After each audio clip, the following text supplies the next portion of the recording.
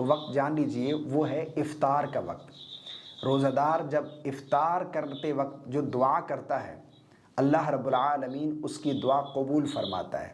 حدیث پاک کا مفہوم ہے کہ افطار کے وقت روزہ دار جو دعا کرے اس کی دعا رد نہیں ہوتی، وہ دعا قبول ہوتی ہے۔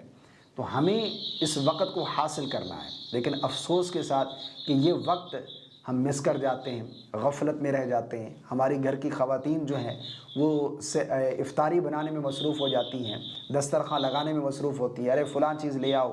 گھر کے جو مرد ہیں وہ ایسے ہی ٹائم کتنا بچ گیا، اتنا بچ گیا، فلاں چیز لے آؤ، تو اس چیز میں ہی وہ وقت ضائع کر دیتے ہیں، حالانکہ یہ ہمارے لیے سنہری موقع ہے۔ اگر آپ چاہتے ہیں کہ آپ کی کوئی دعا قبول ہو، آپ چاہتے ہیں کوئی دعا میں یہ میری دعا قبول ہو جائے، یہ میں مانگنا چاہتا ہوں اللہ سے، یہ مجھے مل جائے، تو آپ کے لیے سنہری موقع ہے، اسے حاصل کیجئے، اسے ضائع نہ کیجئے۔ افطار کے وقت 5-10 منٹ پہلے